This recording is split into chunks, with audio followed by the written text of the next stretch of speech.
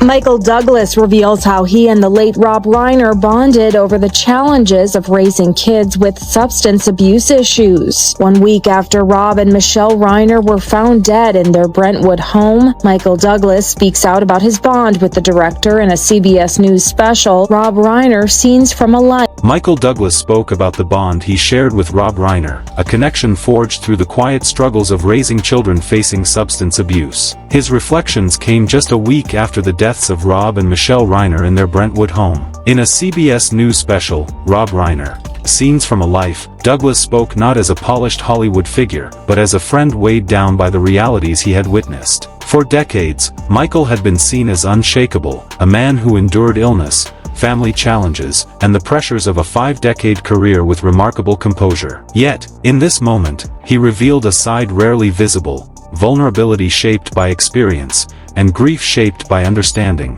What he shared about Rob was not a tribute in the traditional sense, but a sober account of the tension and fear that had quietly filled a household over many years. Douglas described the connection he and Reiner shared, rooted in their parallel lives. Both men had grown under the shadow of iconic fathers, and both faced struggles with sons whose paths were marked by addiction. In speaking candidly, Douglas recounted warnings he had offered Reiner years before, that unconditional love, unchecked and without boundaries, could carry unintended consequences. He reflected on visits to Rob's home and to film sets, moments where appearances suggested control, but where the atmosphere could shift instantly. The presence of Reiner's son, Nick, brought a sudden collapse of energy, an emptiness that was neither anger nor chaos, but a quiet, consuming tension. Douglas observed a father, once commanding on set, moving carefully, as though every word, every gesture, might provoke harm. Douglas contrasted this with his own experience, noting the difficulties he had faced with his son, Cameron. He had confronted fear with structure and boundaries, measures that were often painful but intended to protect. He saw, in Rob's household, a pattern he recognized: the strain of loving deeply, while feeling powerless to set limits, and the toll it exacted over years. Even in the weeks leading to the tragedy, Douglas recalled signs that went largely unspoken. Calls, moments of normal conversation, carried layers of unexpressed concern. He described the slow buildup, the mounting pressure, and the way hope persisted even as warning signs grew more evident. Love, he observed, had become intertwined with fear, and fear had reshaped daily life. Douglas spoke too of the complex realities around resources and access, how boundaries, or the lack of them, can influence behavior within families. His observations were measured, grounded in concern, focused on the consequences of unchecked patterns and the emotional burden carried by those striving to protect the ones they love. Through it all, Douglas portrayed Rob not as flawed in character, but as a man caught between care and circumstance, giving everything he had to a situation that steadily wore him down. The portrait Douglas painted was quiet, somber, and unsettling, of a family under strain, of a father attempting to preserve stability, and of the slow erosion that comes when love alone must contend with forces it cannot control. Michael Douglas did not name individuals, but he spoke with clarity about the environment surrounding Rob and Michelle Reiner. He observed patterns of behavior that had become normalized, dismissed as eccentricity or creative temperament, and he framed that silence as something quietly dangerous. He recalled a dinner at a public event that lingered in his memory. The family attended a Christmas gathering, and the presence of their son seemed to alter the atmosphere. Observers noted a sense of disconnection, a strain that contrasted sharply with the outward elegance of the evening. Douglas described moments of tension, interactions that unsettled the room, and the way the household tried to smooth over incidents rather than confront them. He spoke of instances where outbursts occurred, disruptions that were quietly absorbed. Plates remained full, eyes looked away, and staff quietly restored order. Jokes were offered to cover unease.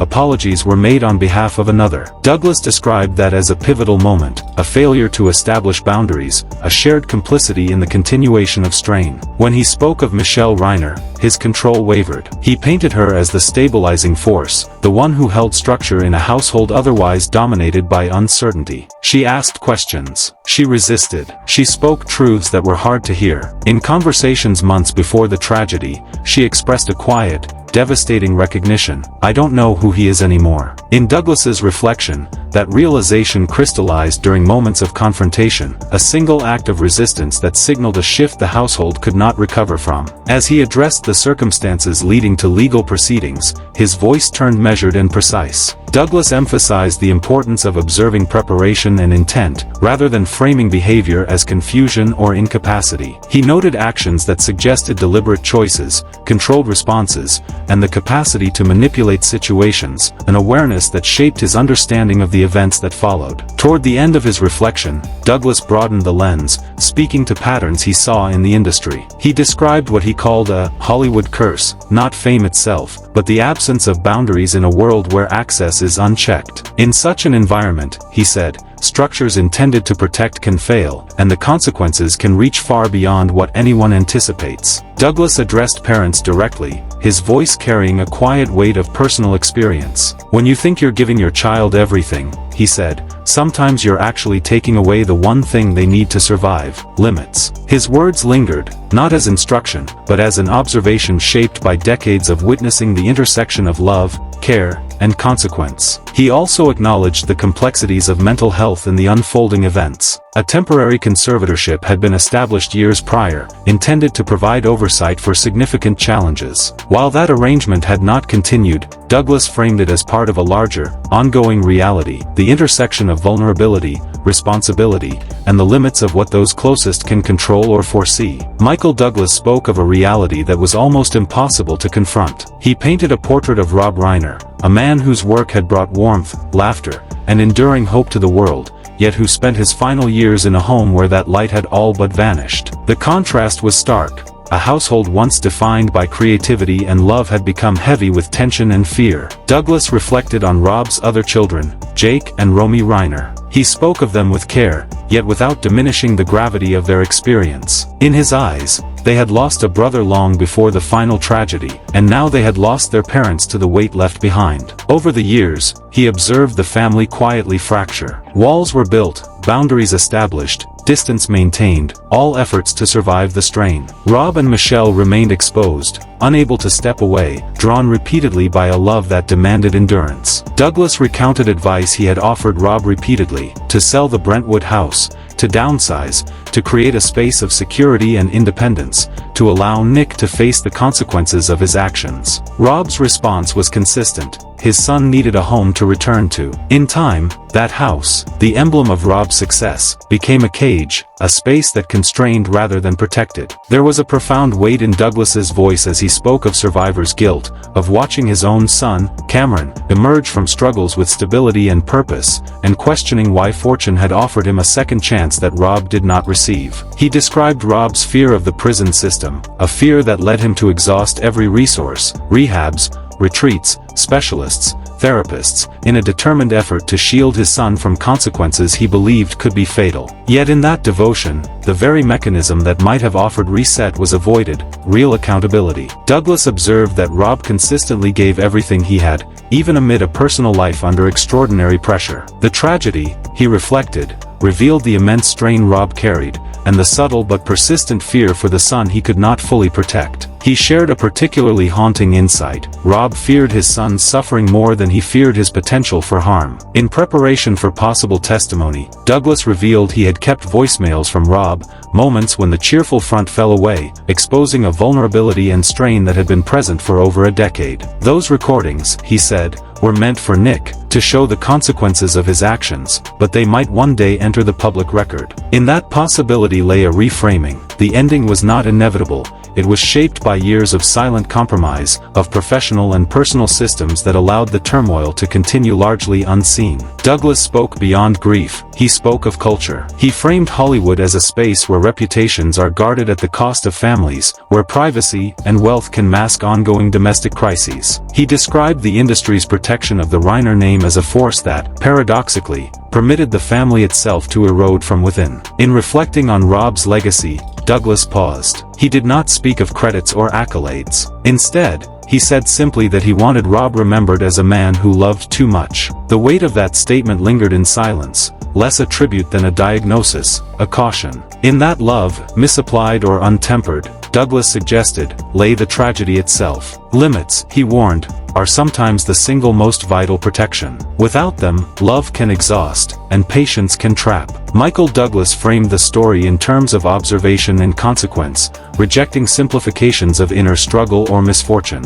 He described a household held hostage by control and fear, and a son whose behavior, in his view, had been understood and manipulated for years. Those private tensions, he emphasized, were visible long before public attention fell upon them. Rob's legacy, Douglas argued, now carries a lesson, that the cost of softening boundaries, of protecting at all costs, can echo far beyond the lives it touches. In stepping forward, Douglas assumed a role unasked and unavoidable, custodian of truth, witness to patterns ignored, and a voice ensuring that Rob Reiner's story is remembered not only for the work he created, but for the profound human consequences of love, loss, and limits. Michael Douglas positioned himself as a keeper of truth, the voice refusing to let this story be softened or reshaped into something easier to digest. He was not protecting reputations, he was protecting reality. In doing so, he stood for his friend in the only way left, ensuring the world understood that Rob Reiner did not simply pass away quietly. Douglas described a man slowly worn down, drained not by defeat or carelessness, but by patience, by love, by hope stretched beyond what any human could endure. He used a word that lingered. Rob was spent by years of emotional tension, constant vigilance, and unrelenting devotion. He gave everything until there was nothing left to give. One detail stayed with listeners long after the interview ended: Rob's laugh. A laugh that had once filled rooms, bright and open, offering safety and warmth. Douglas admitted he hadn't heard it in 3 years. In the final encounters, Rob was present physically, but not fully there. His eyes drifted to his phone, his body tensed at every sound, his energy constricted. He had already begun grieving long before his life ended, mourning a son he wished could exist, while fearing the son who stood before him. Between hope and fear, he lived every day. That, Douglas said, was the true tragedy. The final moment was not the beginning. It was the last mark on a story written years earlier. Douglas warned that following courtroom updates alone would miss the larger lesson. This case is not only about motions, hearings, or legal procedures. It is about what happens when boundaries are mistaken for cruelty, and patience is mistaken for strength. He was not calling for outrage.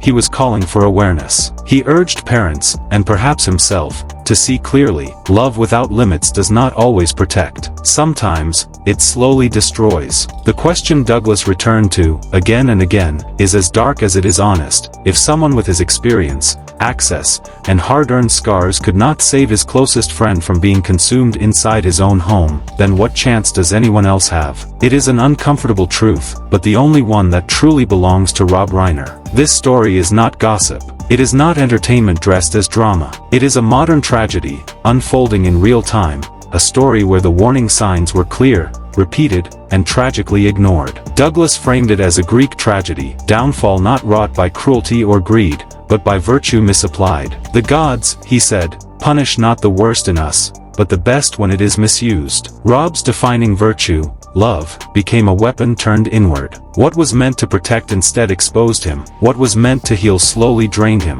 The cost of misplaced compassion was everything. The public response reflected the discomfort Douglas intended. Some called his perspective too harsh, uncomfortable in its bluntness. Others argued it was precisely what was needed. Someone finally speaking truth to the cost of silence, excuses, and endless softening of destructive behavior. Yet no one could deny the force of Douglas's account. He did not speak in abstractions. He did not lean on labels. He placed listeners in the room. He made the fear tangible, made them feel what Rob and Michelle likely felt in those final years: the tension, the uncertainty, the dread when control slips away. The headlines may pause, the court dates may come and go, but Douglas had already drawn his line. He rejected the narrative of confusion or misfortune. This was a long pattern, a trajectory that ended exactly where it was heading. And he made it clear that Rob Reiner's legacy must not be reduced to the manner of his death. People must understand why it ended as it did. Because if it is filed away as just another tragic Hollywood story, nothing changes. Silence,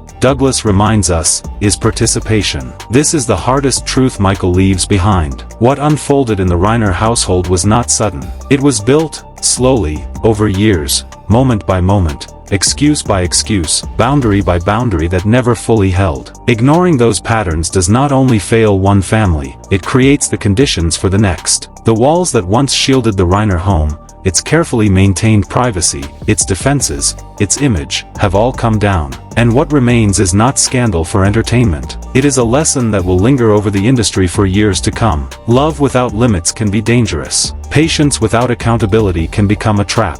And protecting reputations should never come at the cost of protecting the people who live within them. This is the story as Michael Douglas saw it, unvarnished, unavoidable, and haunting. A caution not just for Hollywood, but for anyone who has ever believed that devotion alone could replace boundaries, guidance, or consequence.